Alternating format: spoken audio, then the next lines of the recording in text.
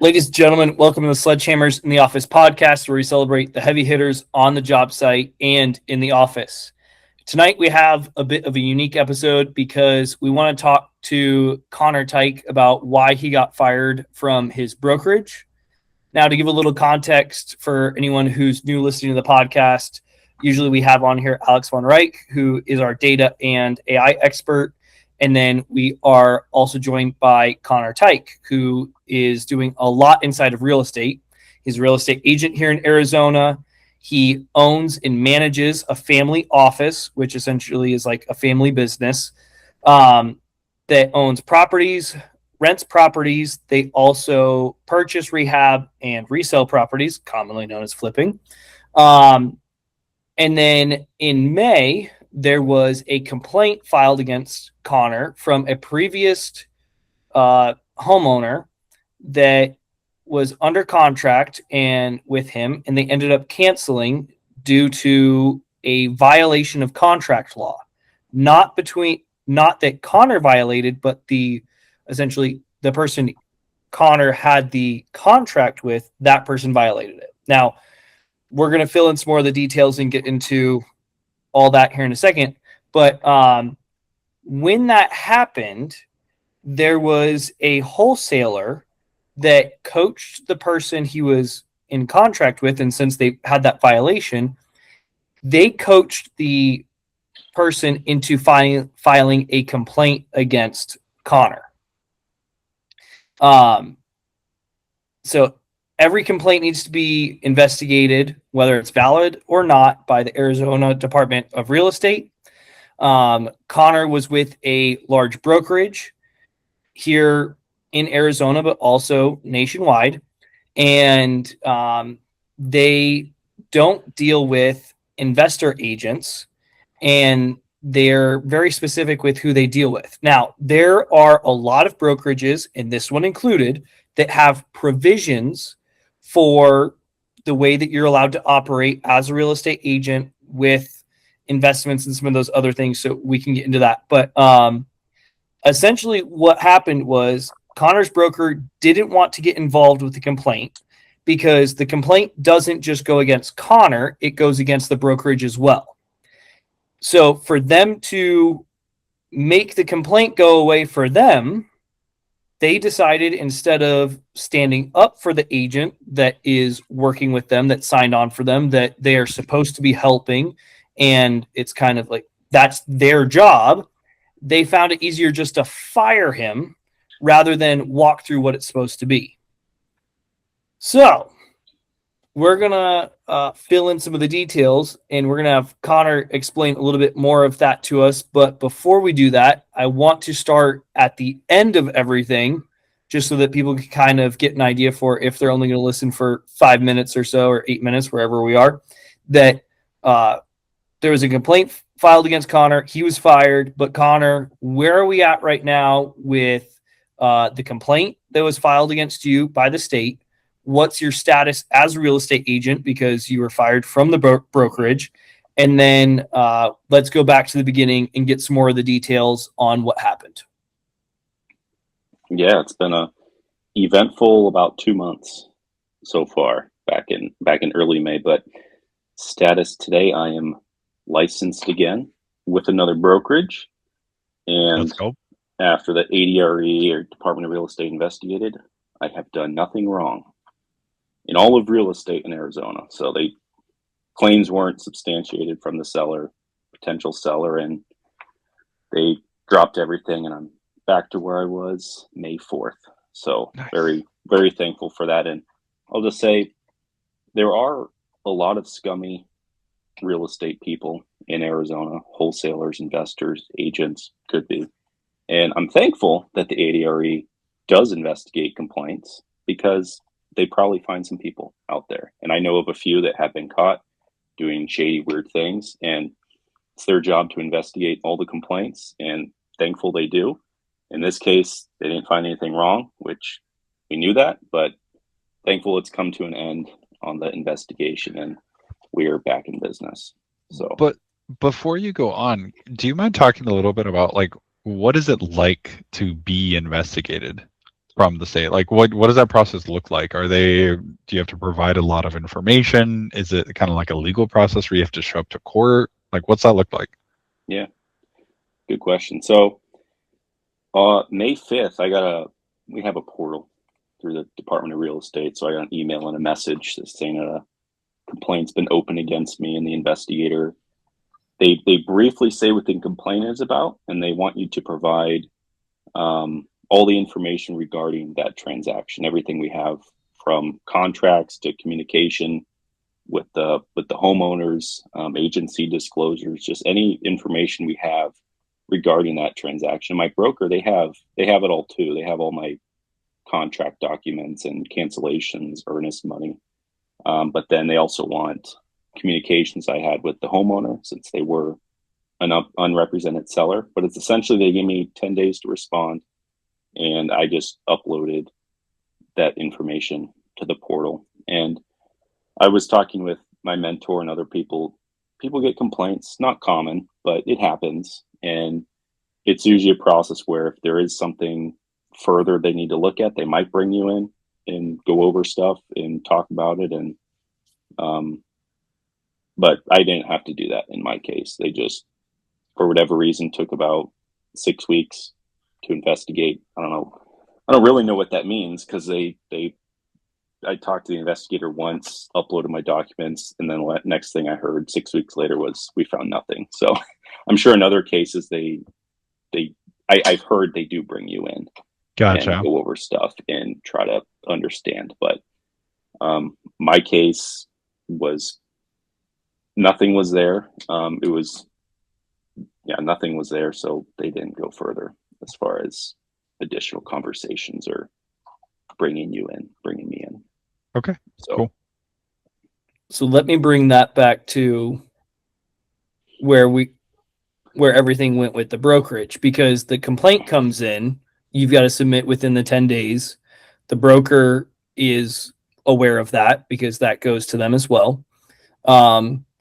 What then happens between you and the brokerage? yeah. So I learn on May 5th, open investigation. I have to respond. That was like I think that was Wednesday or Tuesday. That was, and then I think it was Wednesday. I can look, I guess, on the calendar. But I talked to my broker the following week. They were just asking the nature of the complaint, what happened. I going through transaction documents, what transpired. I had one phone call with them, and then I was Real quickly on this point, and I can explain why this is petty. How many phone calls did you have with them? I had one phone call. I You call didn't it have one three phone call. phone calls with them. One phone call where a call dropped and I called back, and that's, to me, that's still one phone call. But yeah. So we had one phone call, and they're trying to learn the nature of the case, and looking through our contract documents and seeing if anything's there. And I still don't really know to this day why. Before I joined, a big question for me, maybe we can cut that out. A big thing before I joined the brokerage, when I talked to the brokers, was we are an investment company. I represent our family and myself. We own rental properties and do flips. Not a traditional realtor. A lot of people flip and have rentals, but maybe it's like a side business. So my big question was, can we do what we do, manage properties, flip, do other investment things with your brokerage? And the answer was yes. And I had multiple conversations before I joined over. And the problem I found with large brokerages is I've been at 2 large brokerages, 1,000+ agents in Arizona. I went to both because I knew another agent there and wanted to learn from them. So it was mostly agent to agent. The broker was kind of someone in the ether out there. I didn't really understand the importance of it.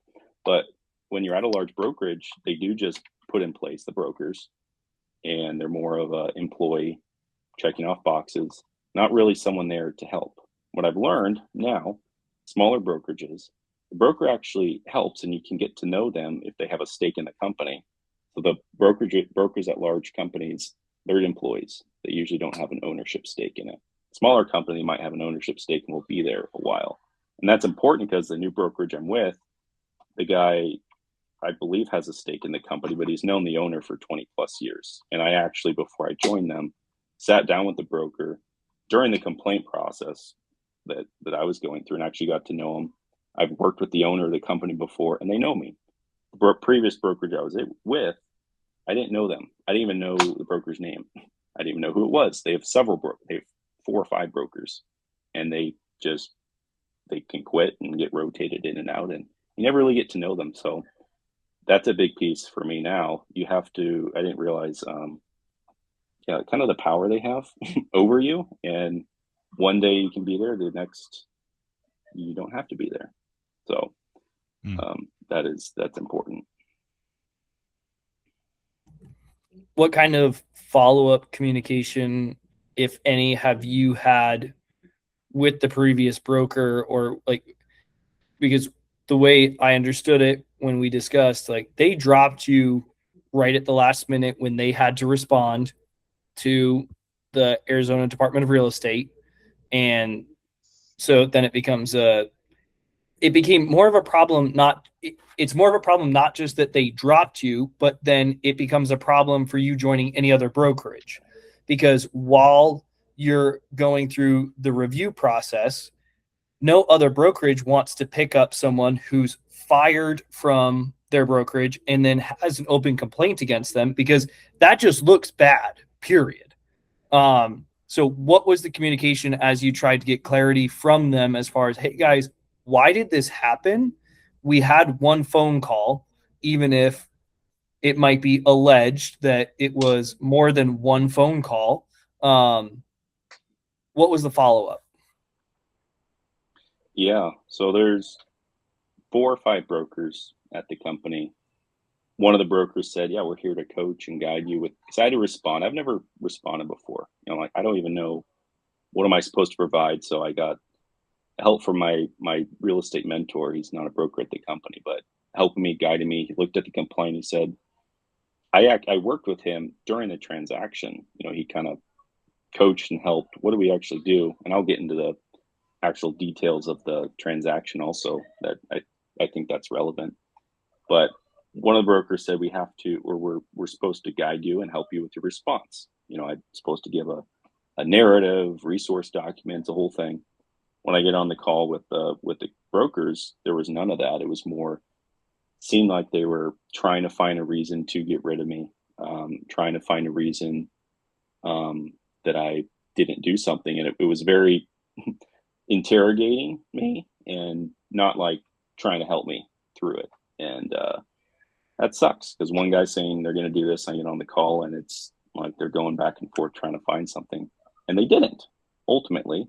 But yeah, we had to respond on the 15th, and I kept calling the brokers. We were supposed to have another meeting and conversation. Ultimately, they never got back to me, and then I submitted my response, and then it was like 10 a.m. I had to respond to the investigator, and 11 a.m. get another call, and they said they're terminating me. Like, after one call? That's crazy.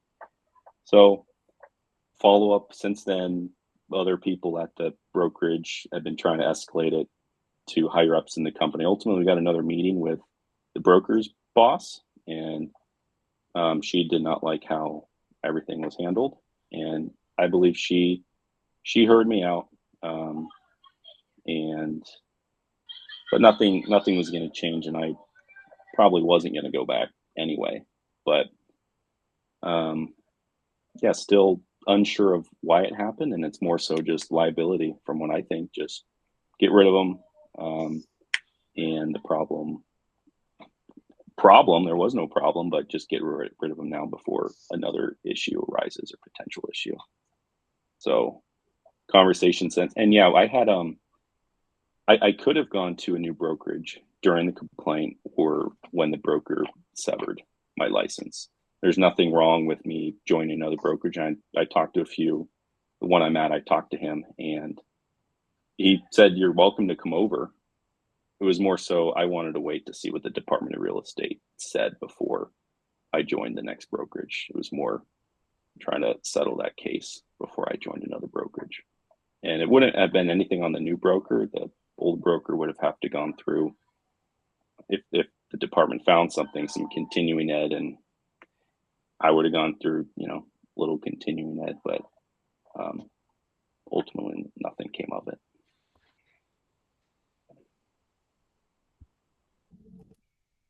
So my biggest thing, we obviously, you let us know about this kind of as it was happening.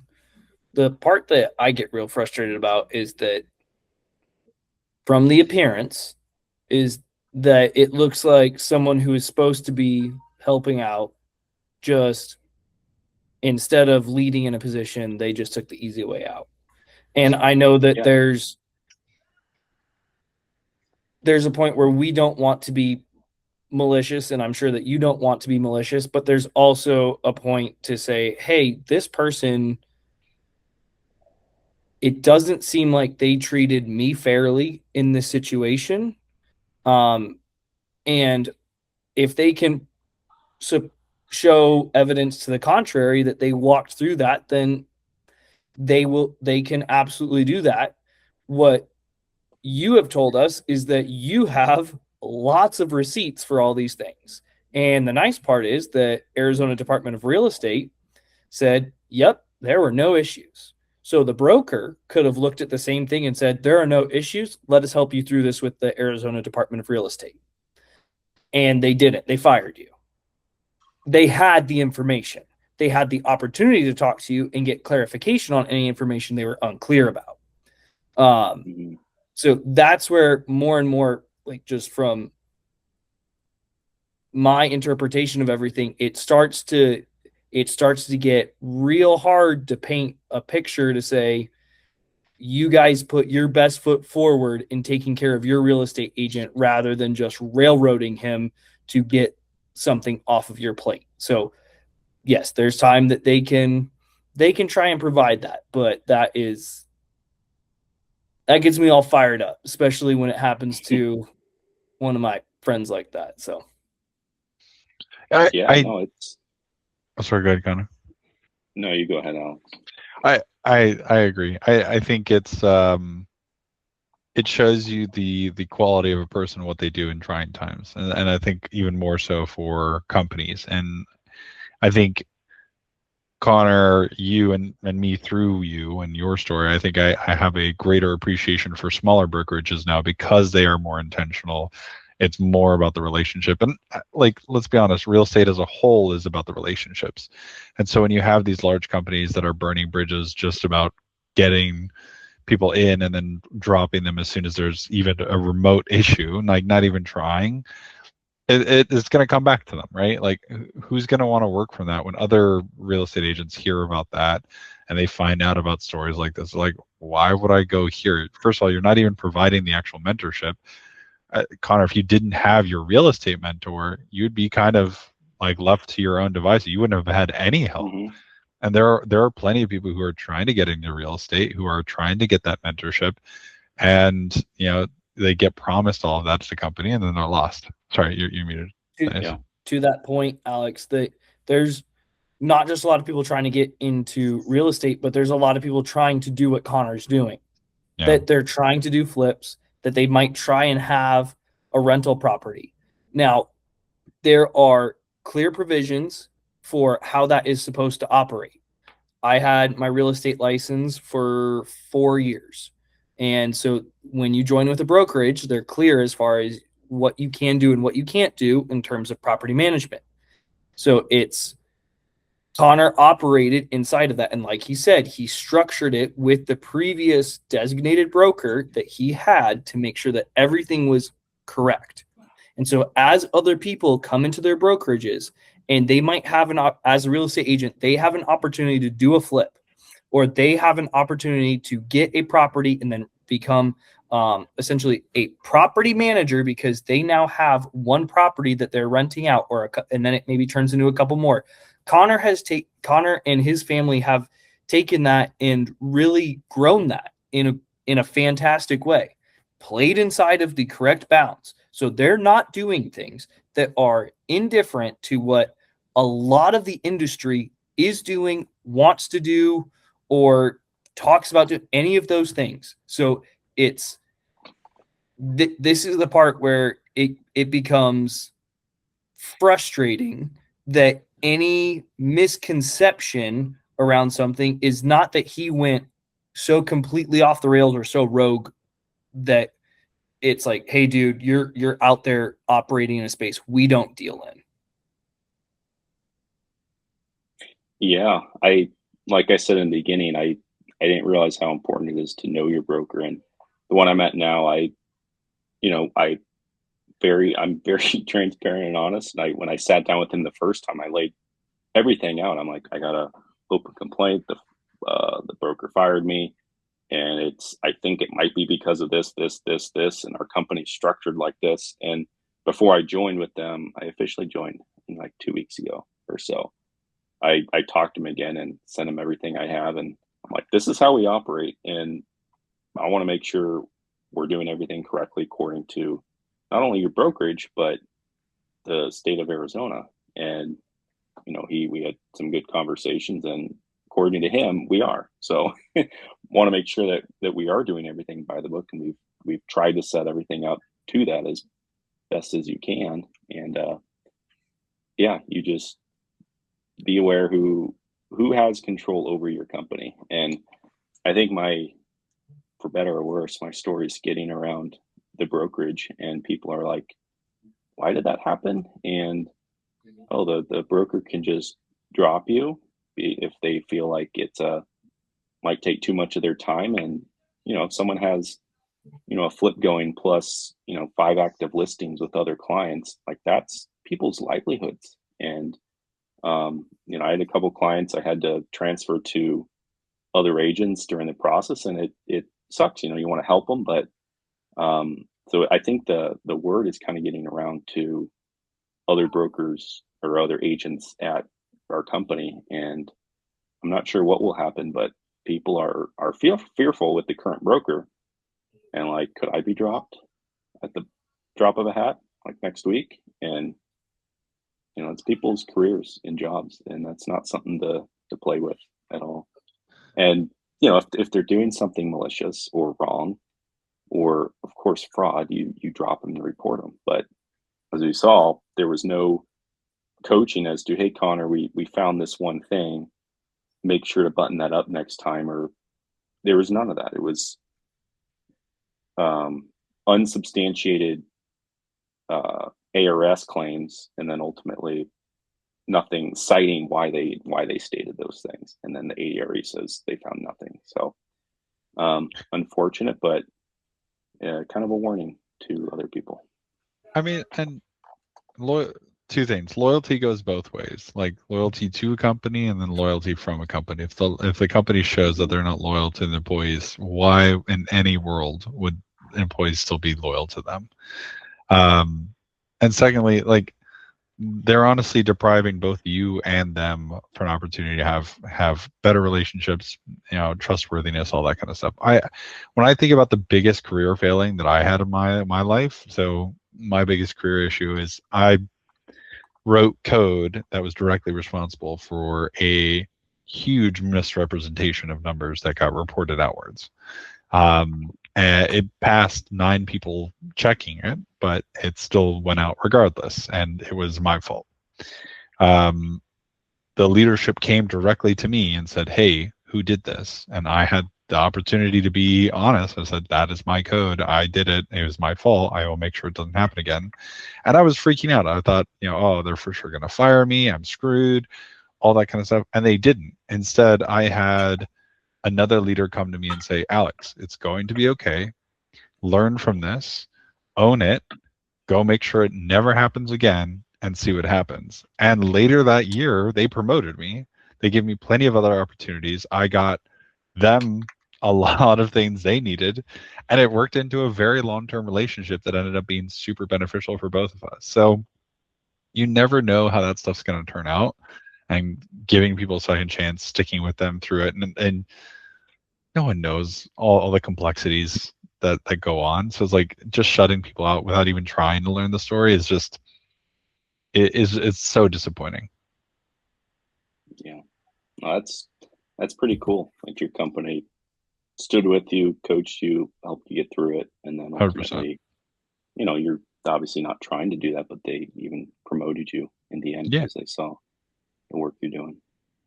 That It's didn't also happen. it's an opportunity to become an advocate, right? Because Alex would be an advocate for those people that were able to show good leadership in that moment. And you would have been able to be an advocate for the brokerage and say, hey, I had a complaint. It was a faulty complaint by the person who sent it in. So there was nothing there, but my brokerage stood by me. They helped take care of it. And so then Connor could become the evangelist for that brokerage, where now on the flip side of the coin, we get to try and be careful and not say their name to be polite and whatnot.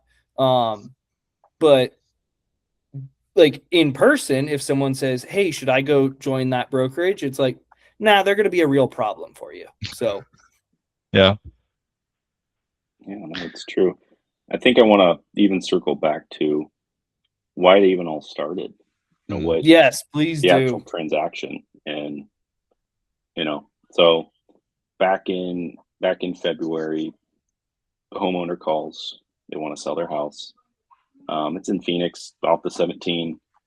Scheduled with them. Went out to the house. Ultimately, it was someone's parents had passed. I think their mother passed, and the children inherited it. Children in their 40s or 50s. They want to sell it. They're from out of state, so we go under contract. Came up with a price. Go under contract, and they had told me a few things about the house, um, about some repairs that they did, and we had our inspection period. We did our inspection. Ultimately, a few things they told us were not true about the house. They said they replaced sewer lines um, underneath the house. New it was a 1950s house. So Thad, you probably know about 1950s sewer lines. They need to be repaired. Old cast iron can collapse, and we saw there was some collapsing. They said they had fixed all that, and that wasn't true. They also said they replaced the AC. When our inspector went out there, AC is not blowing at all, and it looks old in the attic. Those are two pretty major repairs if you're going to remodel a house. New AC and saw cut all the concrete and new pipes. So we had our purchase price, but during our inspection period, that's the second point of negotiation, and we asked for a price reduction on the house to make up for those. And I even told her if she was still claiming the AC was new, and I said if you can get the company who installed it, bring them back out, have it working, and then provide a receipt that they put it in, and that would be good. And we wouldn't ask for that price reduction on the AC, only the sewer line. This was a Monday, and she was working with her other siblings.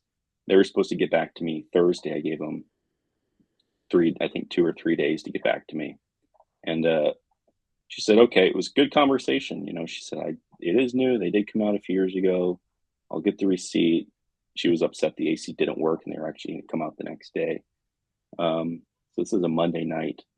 Tuesday morning, I get a text from a large wholesaler in Arizona marketing our property that we had under contract, earnest money in. I go, that's kind of weird. Maybe they just, I don't know. Maybe they because I sent it to a few other flippers in Hang the on, real area. quick. Did you get a notification that someone was selling the right to buy that property? I got a text with the address asking if I wanted to buy the property. The one that you're already under contract on?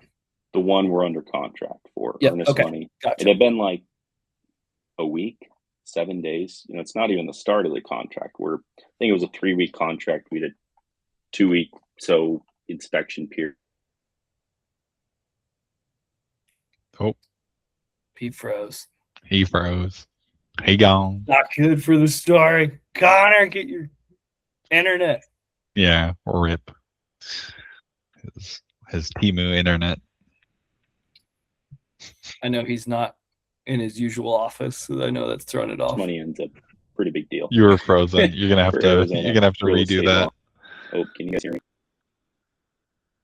Your internet cut out. It was Where did we stop?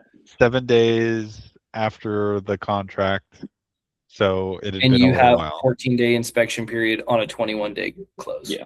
Yep. Got it. So yeah, we're halfway or a third of the way through our contract, and I get a text. Someone is trying to sell me our property we have. And I thought I had sent the property to a couple different flippers in the area. I said our goal was either wholesale it, flip it, or rent it out. We always have 3 objectives. If someone wants to buy it, great. If not, we'll close on it and either rent it or flip it. We didn't really have a full plan quite yet. So I thought maybe another flipper had sent it to this guy and they were just trying to find a buyer, daisy chain third buyer. I ended up calling the wholesaler, and he said, no, we have a signed contract with earnest money in, and we filed a memorandum deed on the house. And the memorandum deed is important. And I go, that's odd because I've had it under contract for a week. And he basically tells me, tough, like, sucks to be you, in more rude words. I go, I don't think you can have 2 open contracts. And he started threatening legal action. I go, Oh, that's strange. And they're one of the large wholesalers in Arizona. And I get off the phone. I'm like, what? I don't even know what happened. I thought contract means something, earnest money means something. So I spent the next day trying to figure out what to do even with the house. I called the seller, and she had, in fact, signed another contract, which that's very illegal in Arizona. And the other wholesaler, they fought. what was going through her head? Did she have justification for you of why did she just think she could sign however many contracts she wanted? She said she wasn't going to reduce the price on the house. And she thought that when, like, she can cancel on the house. But that's not what that means. But when we're in our inspection period, it's up to us at that point to cancel or move forward. Yeah. Which, so she said, to that point, she can respond to the request to repair the items or for a credit by canceling the contract. Yes. Yeah. She can't But just she ignore did. you. Yeah. Yes, She can't just ignore you and sign another take contract. earnest money from someone else, because at that point now you have an intent to sell to 2 parties. You have money from 2 parties, and so the only way that it's supposed to legally work is one person needs their earnest money back, because otherwise there is now funds in escrow that it looks like the appearance begins to look like an attempt to commit fraud. Yeah. You're just trying to grab earnest money from multiple parties. We had and still have grounds to go after her, which we won't on that case. Yeah. But Hey. yeah, it was maybe. We're not making any promises or committing to anything at this juncture. As of right now, our intent is not to, but we reserve the right to change our mind as soon as we get off this podcast. true. Lawyer Thaddeus at work. Lord Thaddeus.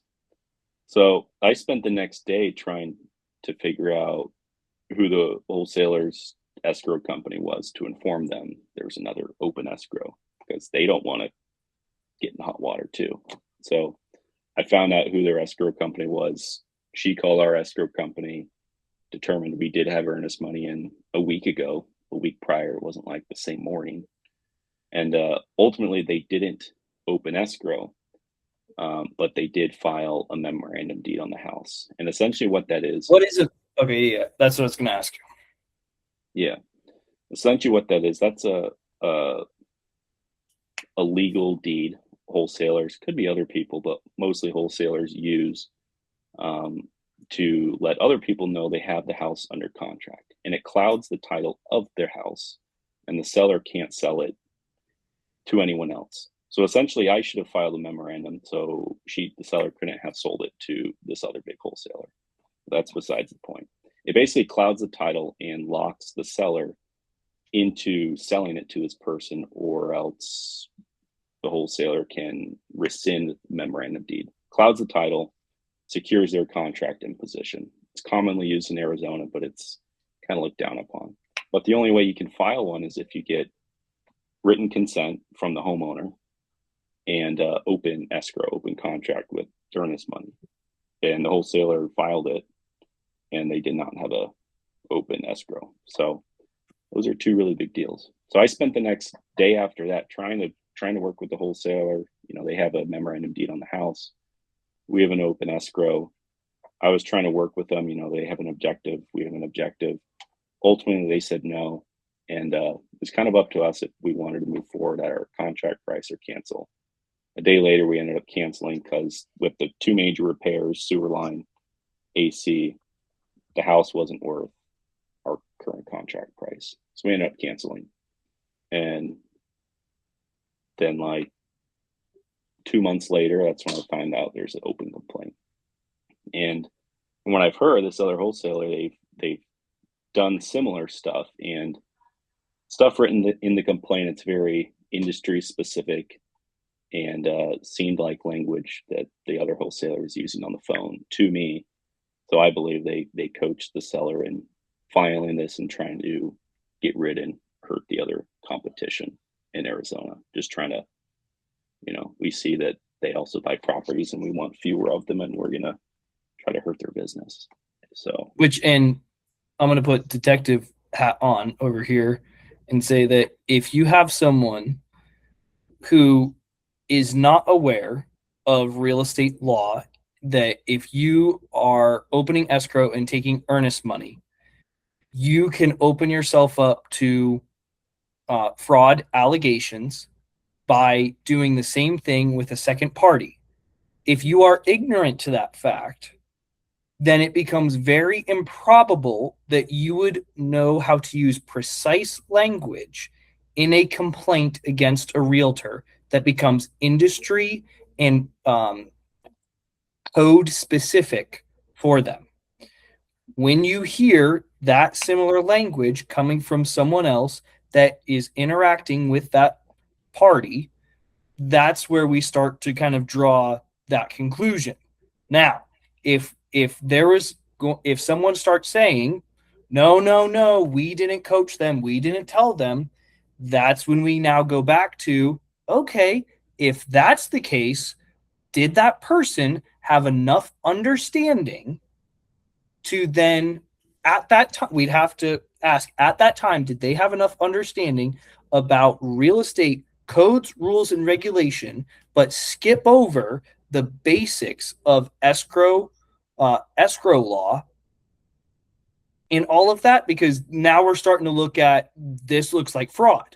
So unless there was a 2-month period of them deciding to do deep research into the laws, that they felt that their transaction needed to be handled that way, that they had to go that far out of their way to make that happen, okay, but it's just from an observer, that seems very coincidental and very improbable. yeah. So that's what led us to think, yeah. Go ahead, Alex. Yeah. So is there any kind of repercussions for that wholesaler if they were in fact coaching someone? Like, I feel like telling a client to go report someone, that seems very illegal to me. If you can prove that. Yeah, I don't know if that's legal or not. What's wild though is, yeah, the seller who filed the complaint, she violated by signing 2 contracts. That goes one against her. The wholesaler violated by filing a memorandum deed on a house that they knew after I called the morning of. So there's an open escrow. They still filed the memorandum deed on the house.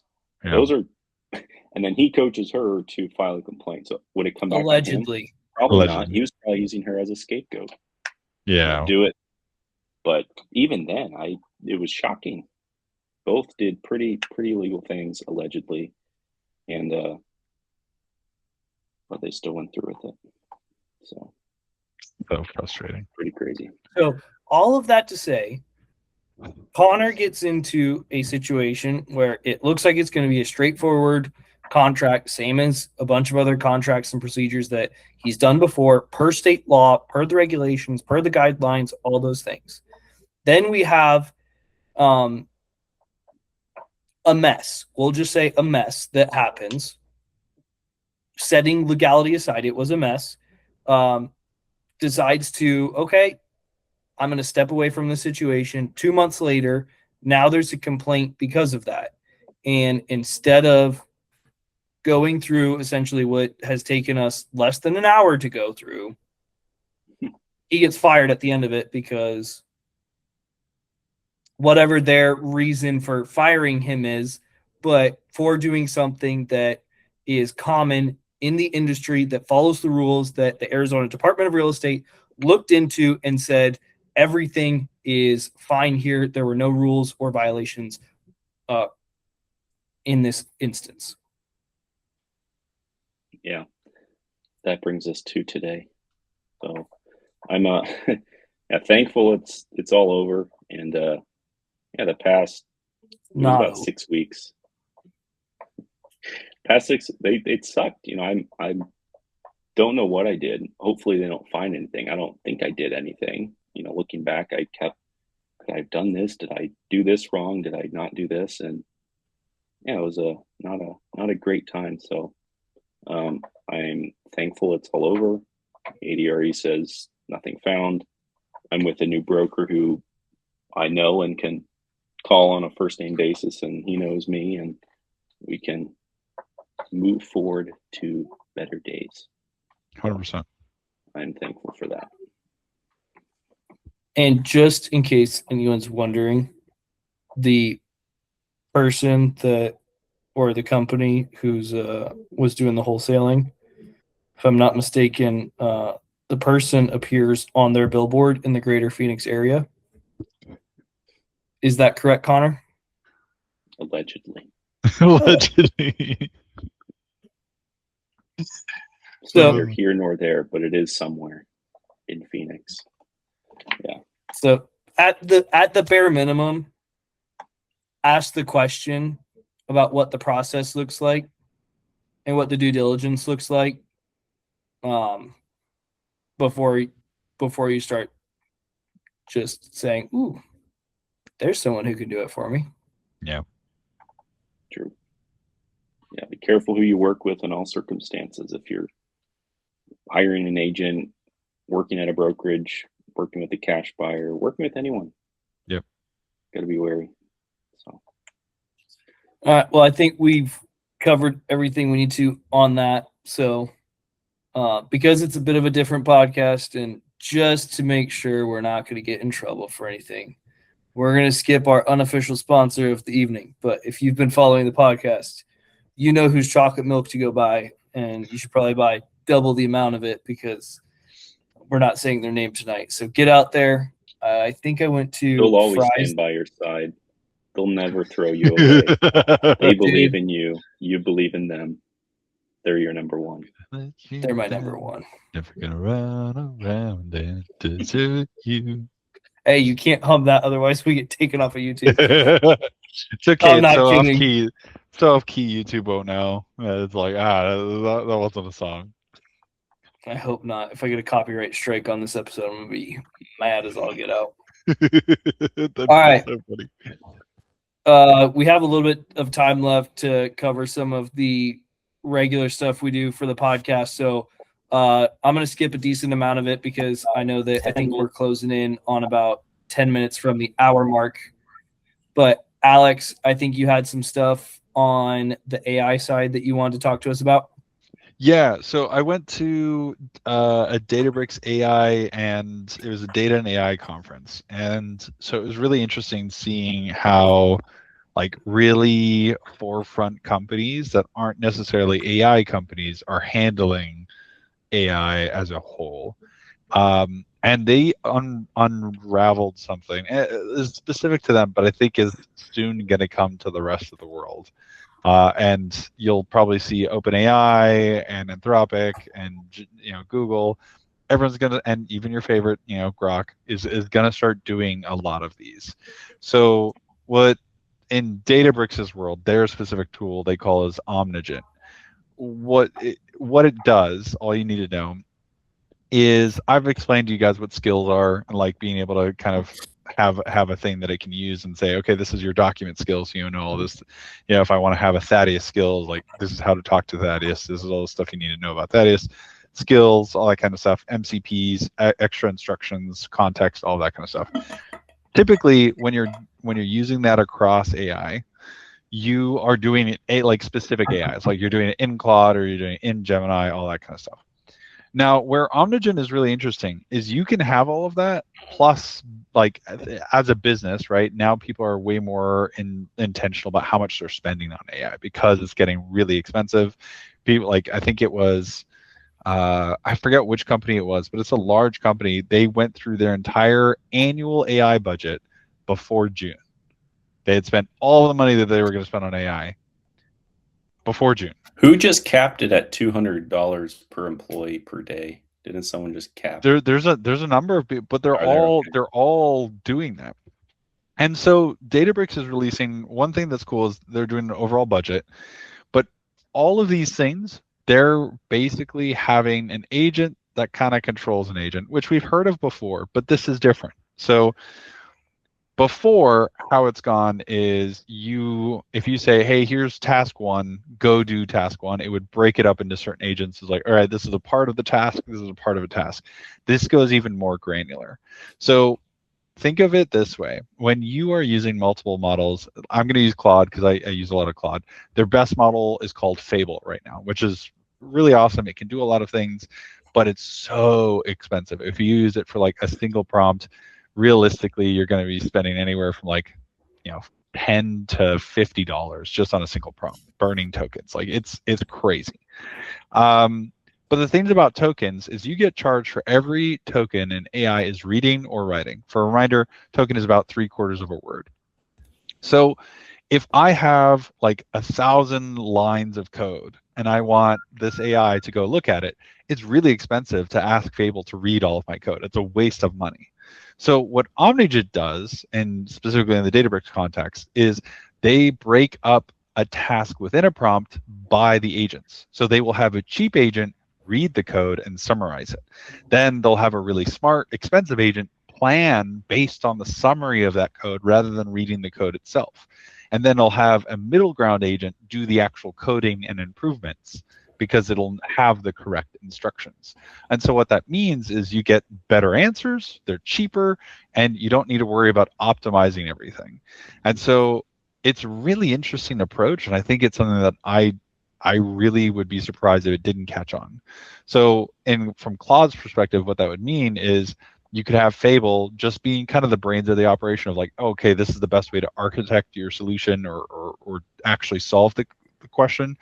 But then that way you don't need to have Fable spending all the money trying to read all the code and then write out the thing and then actually write out all the code that fixes it.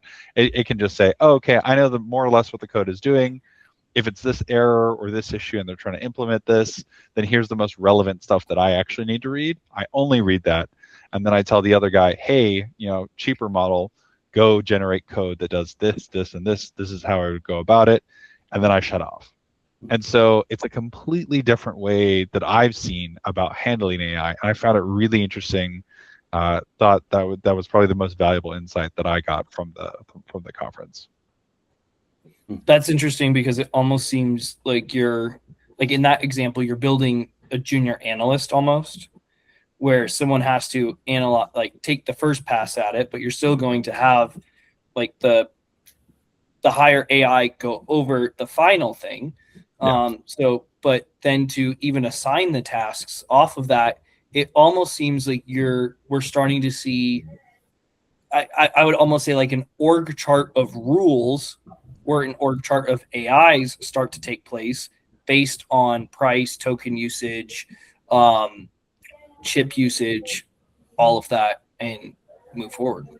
I think about how we do things today and how like human companies are doing things. So like what's worth sending to somewhere in the Philippines or India or something like that you can get cheap labor. It's like really manual documents, like stuff that you don't necessarily, it's not worth paying your $60,000-$80,000 a year employees, but you know, you have them doing a lot of the busy work, stuff that you don't necessarily have the time to do. You're getting a lot of value there. Then you have your $60,000-$80,000 employees who can take the entry level stuff, summarize it, kind of create presentations for upper management. Upper management is creating the actual call of, okay, this is what we need to do with that strategy. This is how we build it. And then they have the lower tier guys, or maybe your senior engineers actually executing it, right? So it's very, very similar to how that's working. For Databricks, are they working to be a plugin across multiple large language models, or did they get into what their goal is with or how they interface with each AI? Yes. So Databricks started out as like a way to look at data. So their whole thing is they're really, really efficient with extremely large data sets in a way that most old school databases aren't. That was like their first strength. They came out of a university as like a test thing, like, hey, wait, this is actually super viable. And then they started a business. They've grown incredibly since then, and they're one of the most forward-thinking companies that I've seen in the space. With that, they call this thing of like, they call it a meta harness. So a harness is something that you program to kind of use multiple AI. This is like the harness for the harness, is how they described it. So it's supposed to be very agnostic to AI. And where this becomes really powerful is then you're pairing this with your business's data in a database. So if I think about it, if I'm Coca-Cola and I have billions, trillions of rows of information, that context is way too large for any AI in the world to reasonably look at and do effective work with. So if I give it direct access and it has ability to use coding languages to interface with my data, summarize that, and then use different AI within that to break things down into chunks that are reasonable, I get way more effective results than me just like downloading a data set of, oh, here's a summarized thing of millions of rows instead of trillions. Okay, go figure out analysis on it. No, it can be way more effective with it. Then it's looking at targeted problems and it has all the right tools to do it rather than, oh, I'm just dumping an Excel into it. Like, I think of it this way. It's like, it's the difference between trying to like manually count each grain of rice versus having like, you know, measuring everything by weight. And it's like, oh, great. Okay. I can pack in, you know, a ton of rice. And now I know, okay, I have exactly 2,000 pounds. Based on that, I can do more specific packaging, you know, logistics, whatever.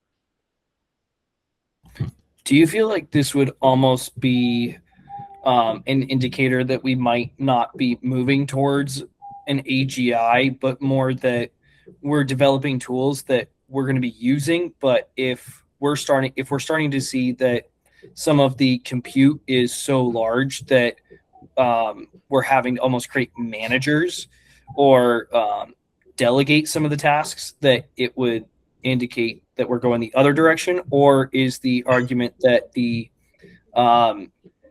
amount of tokens that we would need or the chip usage would be reduced in the future, so we can still get to the destination we're going, and something like a Databricks tool is kind of that bridge to get us there in the meantime, so that we don't have companies just burning through cash?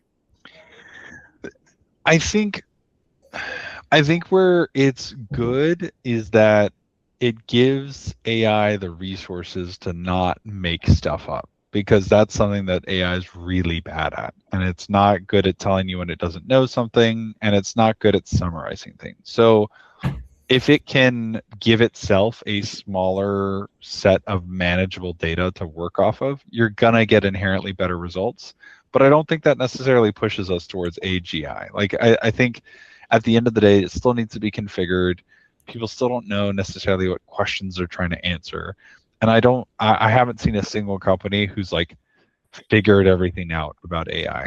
I think things are moving at a breakneck speed, and at least in the data and AI world, I've seen a lot of really cool advancements, but it's been like, oh, this is all like quality of life stuff, or very little of it has been true automation, because most of the time automation needs to be perfectly repeatable, and there hasn't been a single thing that I've seen in AI that has been perfectly repeatable. It's like a weighted random number generator of like, okay, if you've got numbers 1 to 10, you're regularly going to get numbers 7, 8, 9.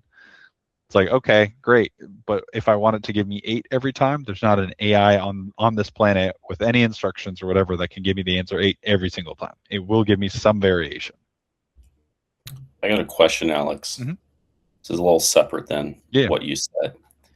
Has there been any research on why, when you talk to the AI very sternly and maybe get aggressive in all caps, that it gives you more correct answers? It doesn't. I mean, like, it doesn't No? really, like, so there's a lot of things that we don't understand about AI, ironically. As they train the models, there's no way you can give it all the right data and all the right context. The problem is it's the averages, right?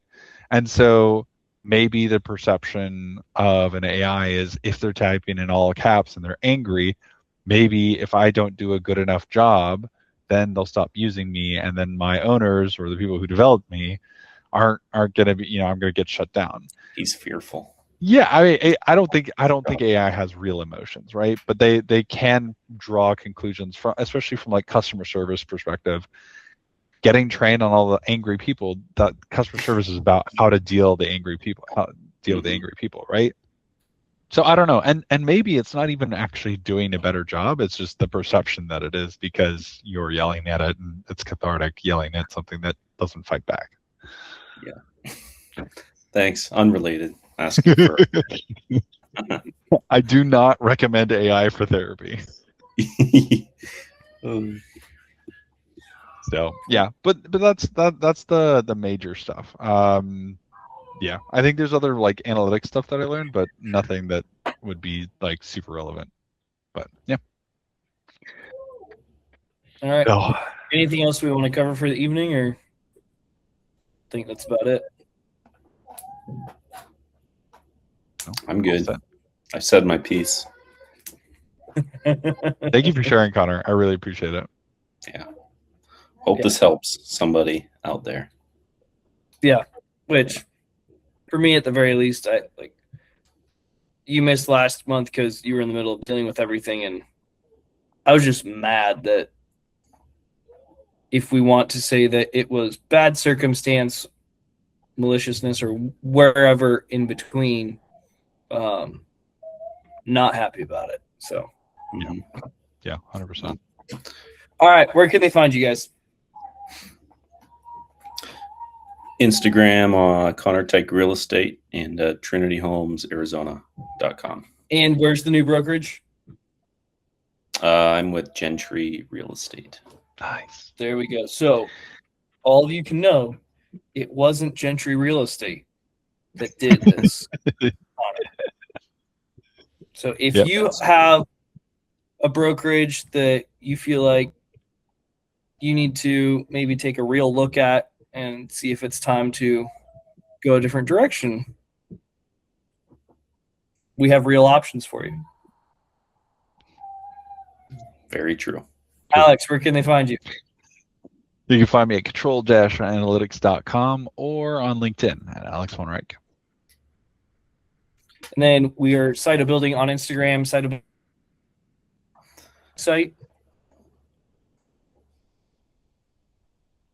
Alex. Oh, sorry, you cut out. Can you say that again? Oh my gosh. Site of Building for Instagram, siteofbuilding.com for the website. So until next time. I hope your hammer stays accurate. Your Wi-Fi fast. And your work blessed. And your See you later. see ya, everybody. Well, everyone except for, I guess I'm the only one with good internet. Connor and Thaddeus, just terrible internet. Yeah, my Wi-Fi is not fast right now. Yeah, come on. That was funny. Wi-Fi. Maybe that's why the brokerage dropped too.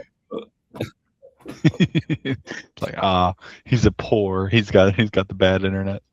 The bad. He doesn't have Starlink.